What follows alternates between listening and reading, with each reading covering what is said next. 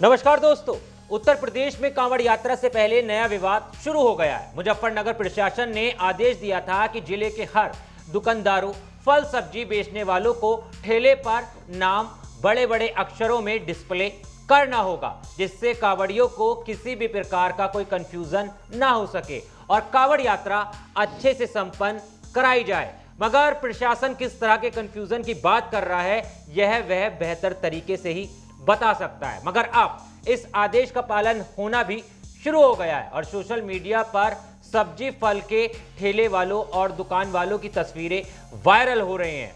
इन तस्वीरों के अंदर ज्यादातर मुस्लिम समाज के लोग नजर आ रहे हैं, जिसके बाद विपक्ष ने योगी सरकार पर सवाल उठाए और इस आदेश को हिटलर शाही बता दिया और नाजी जर्मनी से इसकी तुलना कर दी। हालांकि यूपी के सीएम योगी आदित्यनाथ ने साफ कर दिया कि वो विपक्ष के दबाव में झुकने वाले नहीं है। सीएम योगी ने आदेश वापस लेने के बजाय एक और नया निर्देश जारी किया और नए निर्देश में पूरे राज्य में कांवड़ रूट पर दुकानदारों को खाने की दुकानों पर नेम प्लेट लगाने का आदेश दे दिया। यूपी के सभी कांवड़ रूट पर खान पान की दुकानों के सामने दुकानदारों को अपना नाम और अपनी पहचान बतानी होगी। ऐसा कांवड़ यात्रियों की आस्था और सुचिता को बरकरार रखने के लिए किया गया है। इसके साथ ही यूपी सरकार ने चेतावनी दी है कि हलाला सर्टिफिकेट वाले प्रोडक्ट बेचने वालों पर भी कार्रवाई की जाएगी। लेकिन अब इस आदेश के बाद सरकार को भारी नुकसान हो सकता है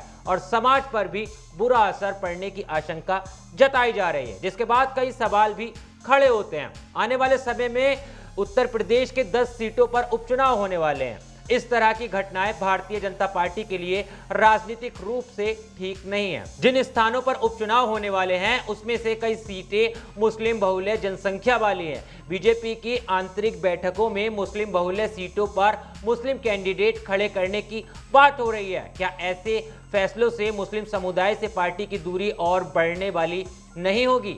इस तरह के फैसलों से जरूर कुछ कट्टरवादी हिंदुओं का तुष्टीकरण होता है, पर अधिकतर हिंदू इस तरह की कट्टरता के खिलाफ ही होते हैं। नाम डिस्प्ले होने से बहुत से गरीब मुसलमानों की रोजी रोटी खत्म होगी, जो बहुत से हिंदुओं को पसंद नहीं आएगी। संविधान बचाओ के नारे से परेशान भारतीय जनता पार्टी के लिए यह फैसला भारी पड़ सकता है। भारतीय संविधान देश के नागरिकों में किसी भी प्रकार से भेदभाव करने का रोक लगाता है। देश में हर किसी को हर तरह का व्यापार करने की छूट प्रदान की गई है। यह फैसला सीधे सीधे तो किसी को व्यापार करने से नहीं रोक रहा, पर इस फैसले से परिणाम स्वरूप बहुत से दुकानदारों की रोजी रोटी प्रभावित हो सकती है, खासकर सब्जी और फल बेचने वाले छोटे दुकानदारों की, क्योंकि जब से रोटी पर थूक लगाते हुए झूठे फलों को बेचते विशेष समुदाय के कुछ दुकानदारों के वीडियो वायरल होने लगे हैं, तब से बहुत से लोग दूरी बनाने लगे हैं। अनजाने में तो बहुत से मुस्लिम दुकानदारों से खरीदारी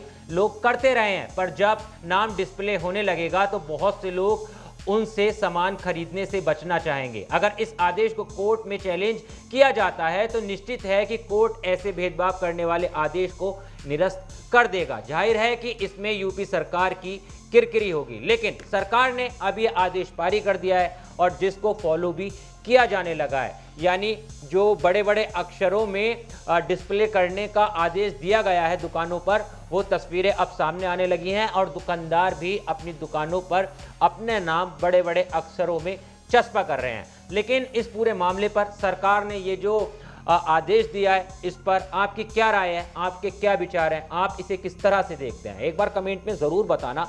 देश और दुनिया की तमाम खबरों के लिए मेरे साथ जुड़े रहना। मिलता हूं आपसे किसी और वीडियो में। जय हिंद।